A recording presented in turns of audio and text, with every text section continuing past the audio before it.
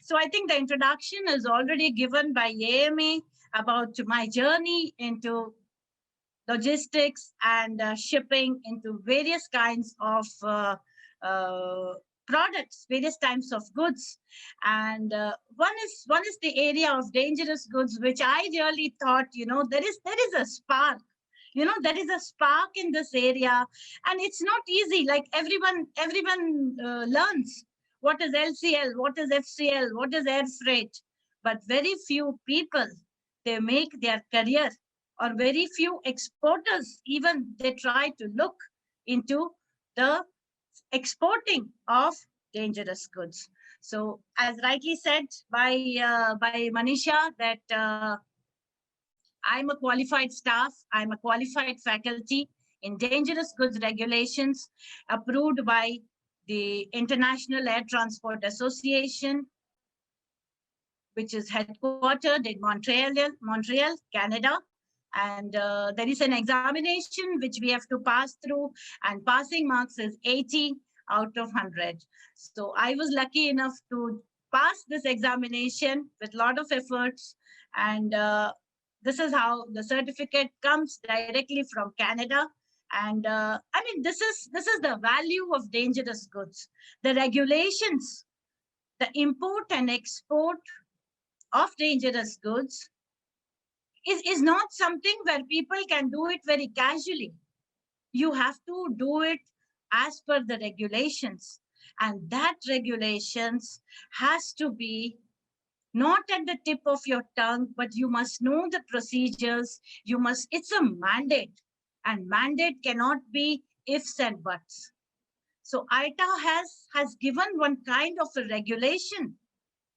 Whoever is associated in the transportation of dangerous goods must follow the international regulations. So if you want to ship by air freight, all right, so ITA is the controlling and the governing body with the airlines for the regulations. And if you want to ship by sea freight, it's the IMDG, that's International Maritime of Dangerous Goods.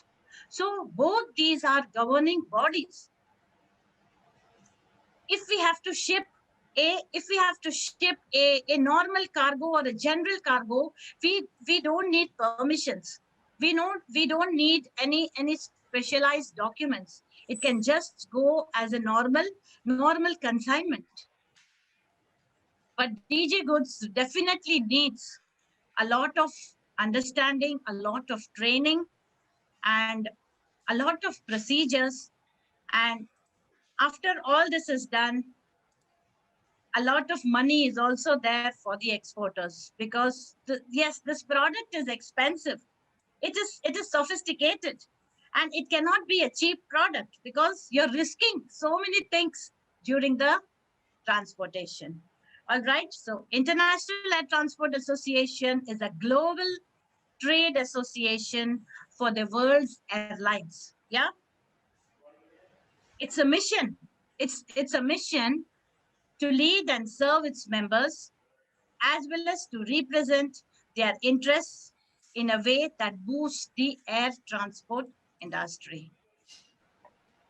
So ITA's mission is to lead and serve its members. Yeah. So this is a brand. This is a you know the controlling and the governing authority for the air transport associations, right? So they've definitely the dangerous goods which are moving in passenger planes as well as in cargo planes, needs the approval and the compliances to be done as per the IATA guidelines. All right, that is one thing. And if we talk about the dangerous goods, it's mainly the chemicals. Yeah, the value of India's specialty chemical sector is likely to rise almost 2.5 times. That is $87 billion by March 2025, driven by the robust growth of almost 10 to 15%. In the area of chemicals and the industries which are emerging. the export opportunities to the Western countries and other Far East countries. So lots of growth is there. This is a very potential sector about exporting of the chemicals.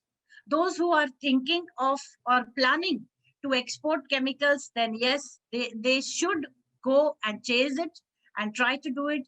And it's just some statistical figures which I would like to share. That India is manufacturing over 70,000 types of specialty chemicals, or maybe even more. And India's market growth in the chemicals is almost about 12 to 13%. This is projected till 2025. So globally, there are so many sectors which are competitive, but chemical is also competitive. It is coming in the top 10 sectors in India because India is the largest producers in these kind of chemicals. The market is there all over the world. And increase today, we need chemicals in our day-to-day life, in our homes, in our factories, in our offices. What is possible without chemicals? Everybody, whether it is hazardous chemicals or it is non-hazardous chemicals. If we talk about the agrochemicals, India is the sixth largest agrochemical exporter. And at least 50 to 75% of the world's market is specially specified on the chemical products. If you see the textiles, India is contributing 7% to the global market. Food, natural rising market is in developing countries. Today, America may be a superpower nation. Europe may be even another superpower nation. But India is coming. India is running at a very, very stronger and a very, very fast way in order to capture the global market. So chemicals is really, we are not procuring chemicals from some other country and we are selling. We are our own selves, producing those chemicals, manufacturing those chemicals, and, especially the post-COVID, importers are looking for alternatives to China. I think after the anti-China emotions getting flooded all over the world, people are looking that other than China, then who? They're all looking towards India, and definitely India can compete, the chemical market. So this is what you can see, the Indian market export destinations. All right, you can see the larger chemicals are exported to USA, exported to UAE, even during the time of lockdown, when our drug hydrochloroquine was suddenly uplifted, that there was a ban for this drug, but India was saving lives for the people all over the world who are suffering from coronavirus. So that is a drug, although it is not dangerous. It is life-saving drug, but we started exporting. So there are so many other chemicals which are hazardous, which are non-hazardous, and India is exporting to UAE, to Indonesia, to China, to UK, and to the rest of the world. So we have covered the entire world as far as chemicals are concerned. So the purpose of showing this slide is the market is there everywhere. It's you who have to get up and just be behind it, that you want to be an exporter for dangerous goods, and you can definitely ship all these chemicals the way as per complied by the airlines or by the shipping lines. It's an opportunity for India in exports of chemicals, so COVID-19 has really shown that we cannot rely only on one source, right? We cannot rely on one source. If we are relying on one source, then we are dead. So out of our Indian government's schemes, Make in India initiative is one of the priority sectors in which the chemical sector is connected with the Make in India initiatives, because we are making those products in our own country. India is one of the world's top producers in the various chemicals. And after the closure of the Chinese plants, it's presenting an opportunity for us that we can go much far away. And this is a product where the low cost countries cannot afford. Lot of care has to be taken for these chemicals. You can't just ship it haphazardly. There is high margins in this product and low price fluctuations. Let me tell you, those who want to make their careers in exporting dangerous goods, you can really think of, because there will not be too much of price fluctuations, because chemical market is quite stable. All right. And it's a good sector even for the merchant exporters. Right? Merchant exporters can very well procure the goods from a manufacturer, find their own buyers in India, in overseas, and you can very well ship, so you don't need too much of investments, and definitely you can export large numbers of supplies. And, many emerging economies are also coming up because of this kind of things. So India is no more an alternate to China, but it is a global major resource hub. People are sourcing this kind of chemicals from India.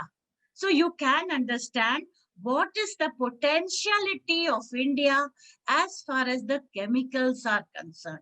We don't need to borrow any kind of chemicals from any countries. The production is self-sufficient in our country, that we can very well do our own things. All right.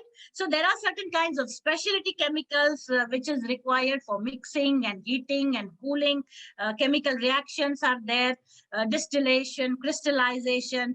So many places in a day we require all these chemicals. And here you can see the different types of specialty chemicals, for construction, for building materials, for agriculture, for electricity, for flavors, for fragrance, water soluble polymers, all right, for catalysts, for cosmetics, for lubricating oils, water management chemicals.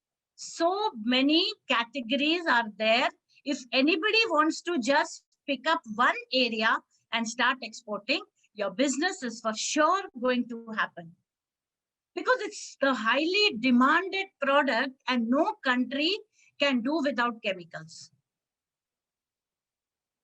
It's the strength of India that we already discussed, that India is positioned as a major source, as an alternate to China, and India is producing 70,000 to 80,000 chemicals.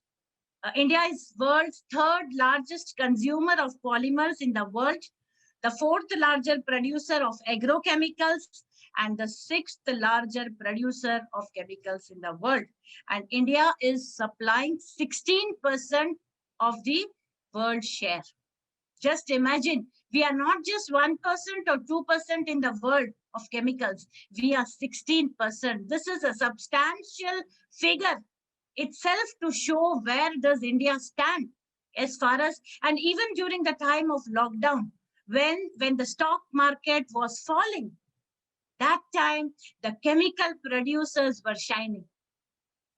So you can imagine the lockdown has not at all affected the chemicals exports or not. And this is the market for the major segments: agrochemicals, flavors, dyes and pigments, water chemicals, that all we have discussed. So in a day, there are 1.4 million DG shipments moving in the world per day. Per day, they are transported either by road, either by rail, either by ship, or by air. All right. So, and out of 1.4 million. If you see, for every 5 tons of freight that goes on trucks, trains, rails, or ships, 1 ton is a DG shipment. So you can see that how potential the DG product is.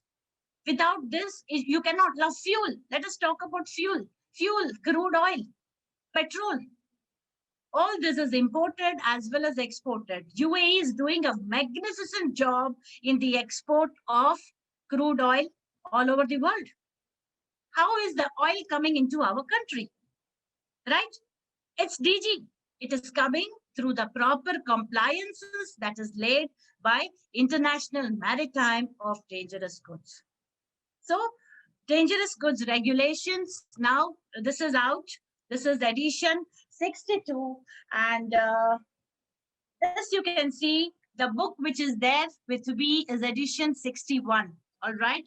This is a regulation which is from the International Air Transport Association, and it is a book of 1200 pages for which there was an examination, and we have to pass, we have to be certified from that exam. So this is 61 edition which I have, but now it is 62 from 1st of January 2021.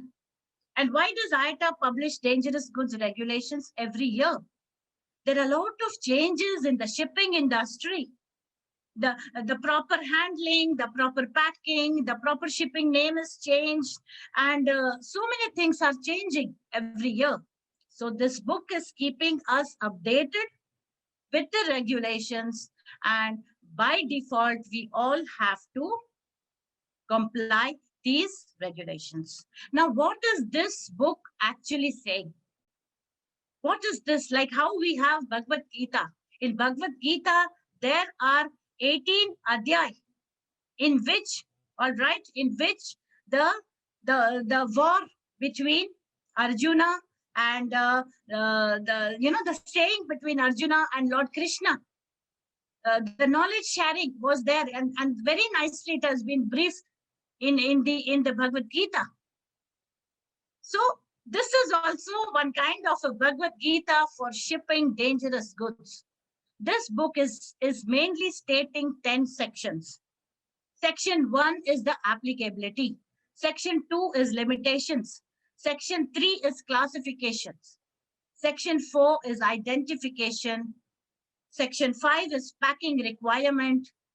Section 6 is specifications. Section 7 is marking and labeling. Section 8 is documentation. Section 9 is handling. And Section 10 is radioactive material. So very nicely, the sections are divided and classified. The rules and regulations about shipping dangerous goods. So those who want to make their careers or be an exporter, they must first know how to ship the dangerous goods. How to ship means they have to study what is given in Section 1, Section 2, and Section 10. All right. And very nicely, these labels are also given. Dangerous goods are mainly classified into 9 classes. Right? There are the 9 classes. Class 1 is explosive. Fireworks, firecrackers. Right? We all know bomb is blasting. So explosives, that is class 1. This is not the serial number which I have mentioned. This is the class that is given by the IATA. So class 1 is explosive. Class 2 is compressed gases. Class 3 is flammable liquids. Class 4 is flammable substances, that may be solids. Class 5 is oxidizing substances. Class 6 is toxic and infectious substances. Class 7 is radioactive substances. Class 8 is corrosive substances. And class 9, which does not fall in any of those classes, that will fall under miscellaneous goods, that is class 9. So depending upon the type of product, the exporter has to declare that the product is falling under which class. And you have to verify in the manual, the regulation, whether that particular item is shown in that particular class or not. So the methods of regulations is outlined in the IATA manual, all right, and that has to be understood. And it's a regulation, how the effect of your business in the hazmat industry. Hazmat means hazardous material. So these are the regulatory authorities for dangerous goods, all right. IMO, that's International Maritime Organization, then IMO, then FIATA, then ICAO, all right. These are all the regulatory authorities associated with each other and in a way responsible for making the guidelines and setting up rules for the movement of the dangerous goods. So the key objective of our today's session would be to make you aware of the factors to be considered while shipping dangerous goods. When you're shipping dangerous goods, your main motto is to protect human life, protect the marine pollution, prevent marine pollution. We don't have any right to harm the environment. There are so many fishes and aquatic plants and aquatic animals in the seas. So if something goes wrong with our goods, then definitely they will die. So we cannot harm the environment, and we have to make sure that the free movement of dangerous goods is happening throughout in proper time and with proper compliances.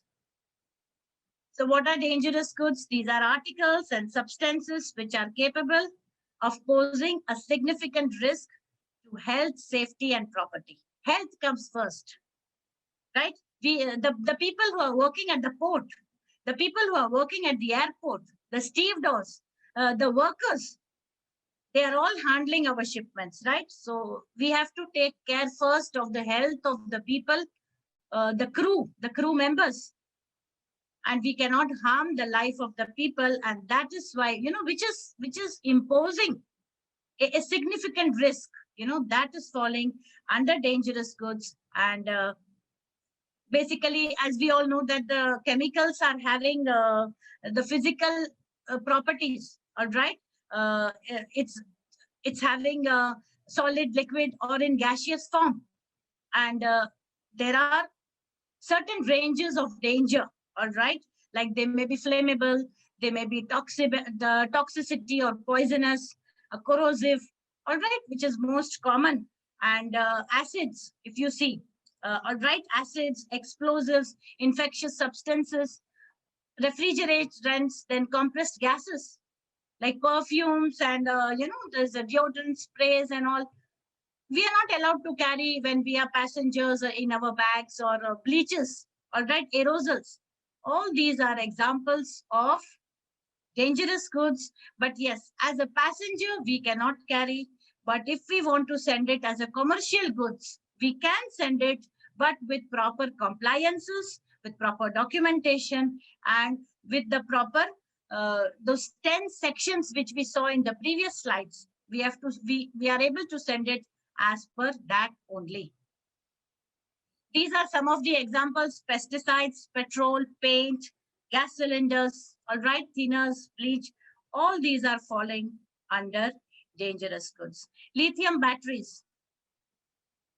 Lithium batteries, that is lithium metal batteries and lithium ion batteries. All right, both are falling under dangerous goods. And that is why many times when we are exporting or importing our laptops or our mobile phones, we have to separate the battery from the product and declare it separately. All right, because it is a dangerous goods. It's categorized as a DG product. Even if the car, our car is having more than 6 dangerous goods. The airbags, the engine, the compressor. All right. So these are all the falling under dangerous goods. There is a battery in our car. So even when we are driving our car, we are driving 6 different types of dangerous goods, then only the car starts. All right. That is why we have to be always very careful when something goes wrong. Gasoline, bleaches, aerosols, right? So these are all the examples of dangerous goods.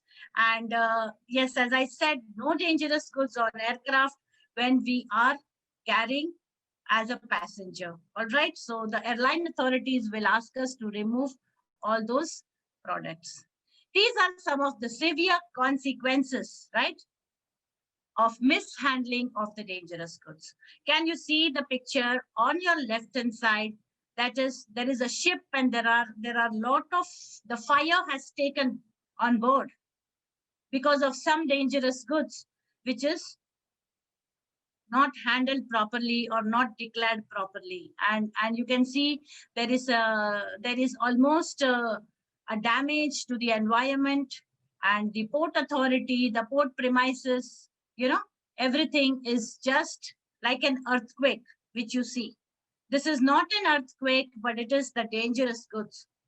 I'm sure everyone must have heard about the recent uh, incident that happened at the Lebanese port, right? There was a huge fire blast and at the Lebanese port, because the warehouse was containing a lot of crackers. Chinese crackers were stored in that warehouse. And due to some mishandling, those crackers caught fire. Now we all know fires. I mean, they're explosive crackers. They will not they will not take time to burst.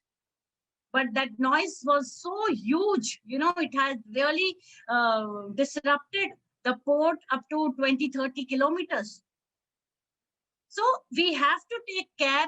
If our container is only one container, but we are risking so many things and putting life in danger just to send one container to our fire.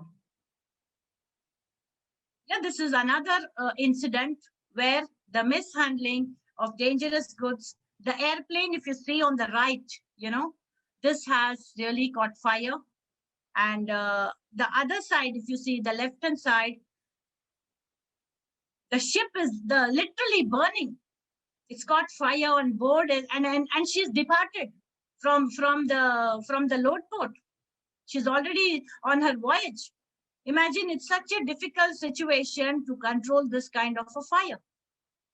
So mishandling will definitely take place if it is not handled properly. And there are various people, the various agencies who handle the dangerous goods. So first is the exporter, the transporter, the freight forwarder, the carrier, the stevedore. All right, there are so many people handling dangerous goods, and everybody must have the official training about handling dangerous goods. It's not that you will just Google something, just see one or two videos on YouTube and you know dangerous goods. That's not the way. All information cannot be picked up from Google or YouTube. There is a proper training, there is a proper procedure, there is a proper, certain things are made understood so that we can address the emergencies in such a way that at least we can save the life of the people. So these are all the incidents which has happened in the recent past. A ship of MSC was also burning because of handling the dangerous goods were not handled properly. Yeah, you can see the goods were not packed properly, and there is a leakage. So paints, you can see. So if this kind of goods are exported, the airline will not even pick up this kind of goods. They will just leave it. Right? So it's exporter's responsibility to pack it properly. So what are the contributing factors to this kind of pictures which we saw? Lack of training, negligence, reluctance to declare the correct contents by the shipper. Right? Shippers should declare the contents correctly because shippers are the owner of the goods. Undeclared dangerous goods.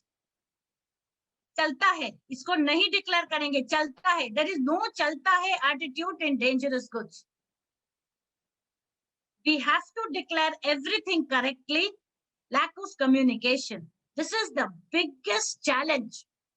What the exporters, they keep their mobile cell phones off when there is an emergency at the port. In the dangerous goods declaration, there is an emergency contact number of the shipper, which means that mobile number or a phone number should be 24/7. Middle of the night also, there can be some accident and the port authorities will call the shipper to find out what is there in this which has caught fire. So a person who is exporting cannot be sleeping around say till the goods are reaching a destination. He has to be alert. He has to see whether there is no mishap throughout the journey. Incorrect packaging, sometimes even incorrect packagings are declared. So how this could be prevented? By correct content declaration, correct classification, all right, adequately trained personnel, all right, we must train the personnel who are handling, whoever, manager, assistant manager, or a documentation executive, at all levels of people who are associated in handling DG goods must undergo the proper training. Without training, even the importer, he also must know how to receive the goods, how to document it, how to file it, and how to transport. There are some goods which are sensitive to vibrations. All right, some chemicals cannot go by air freight because during the landing and the takeoff, all right, there is vibrations. And because of that vibrations, that chemicals can change its chemical property and have something else. It could produce some fumes, it could produce some gases. So check with it properly. Why the petrol and all those are not going by air freight? It's going by ship. All right, there are specialized ships for petrol, for crude oil. It's not going in containers, the crude oil and petrol and all those things. All right, and in this we can prevent is do not pass the buck over another. Whoever is responsible for handling must sufficiently deliver his responsibilities for monitoring, tracking without errorless and flawless documentations, be in contact with the freight forwarder, be in contact with the transporter, give him proper instructions, monitor at every stage, show responsibility towards treat the hazardous or dangerous goods like your own baby or like your own child. All right, then only you can have a successful and movement of the dangerous goods. So here you can see, this is a picture where the crude oil and the liquid petroleum gas, okay, these are the specialized ships for the LPG and the crude oil. They are like tankers, right, which you can see. So there is no vibrations, especially it's going by water. All right, so very good care is taken. And the entire ship, there is no non-DG goods, but in the picture that you see at the bottom, that ship is having a mixed kind of cargoes. That's hazardous and non-hazardous both together. All right. So it is more risky. The captain of the ship is more bothered to save all the other cargoes. Maybe there is some iron and steel, there is some food products, there is some garments, there are so many other cargoes which is there on the shipping company. So it depends on the shipping company if they want to accept that particular goods or not. So 5 important points which can be stated by shipping dangerous goods. That's classify dangerous goods correctly, pack the dangerous goods rightly as per the instructions given in the manual of IMDG and the IATA manual. Marking and labeling, correctly it should be marked and labeled. Loading and unloading, that is also a challenge. There are some goods which cannot be stored at the bottom of the ship or of the truck. There are some goods which cannot be stored on the top, right? So depending upon the nature of yours and the class, all right, your goods are stored. And prepare documentation, the right kind of documentations. And these are the various packing groups, to find out the level of danger. Packing group 1, packing group 2, and packing group 3. All right, packing group 1 means high danger. Packing group 2 is medium danger. And packing group 3 means low danger. All right, so if it is explosives, all right, if it is chemicals, that means it is class 1 and packing group 1. All right, so this is how the shipper has to prepare their documentation and, share the right information. Don't try to hide any information. The shipper would try to hide some information intentionally or unintentionally, don't want to declare, maybe because they want to save some few dollars of the freight, or maybe they have not understood, okay, unknowingly, they don't know. But the declaration starts from the shipper. So my request to all the shippers, all the exporters is to declare their contents and train the people down the line, all right? And how this kind of documentations are there. So these are different kinds of labels, all right, which are given by the dangerous goods, hazardous, and handling labels. These are diamond-shaped labels, specialized for class 1, class 2, the color, the size, everything is same as per what is given in the IMDG and the dangerous goods regulations. All right, there are some. So every product, whenever we are packing, there are different kinds of labels. Here you'll see there is a dangerous goods declaration form, all right, which is having the strips of red and white. Okay, this is a standard format of a document which the shipper has to declare in this paper only. This form can be given by the shipping companies to the exporters, and exporter has to duly fill this form and declare the contents currently. So it is red and white strip. It's not a simple paper. It will be declared. And this is how the dangerous goods, if it is a small parcel, this is the way how it should be declared. All right. So how it should be handed over, like the labels should be visible to the person who is receiving it. All right. It should not be at the opposite side. So this is the right way, so that the person who is receiving this box will know that the contents inside the box is falling under class 2. That means it is flammable gas. So the right way they will be able to handle. So shipper's responsibility is compliance of DG rules, documents, proper documentations, marking and labeling, proper packaging, identify the hazardous packing group 1, 2, or 3, correct? He has to identify under which packing group the goods are falling. Then classification. Out of 9 classes which we discussed, which class is under the goods that is falling? All right, whether it is class 1, class 2, class 4, 5, which class? And training. Training to the exporters company who is handling.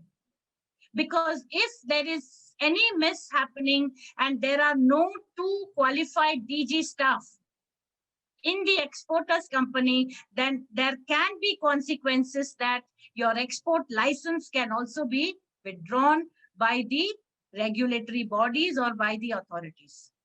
So just see that there is no problem. It's not as easy as we say that we are exporting. This consists of a lot of challenges and a lot of sense of responsibilities.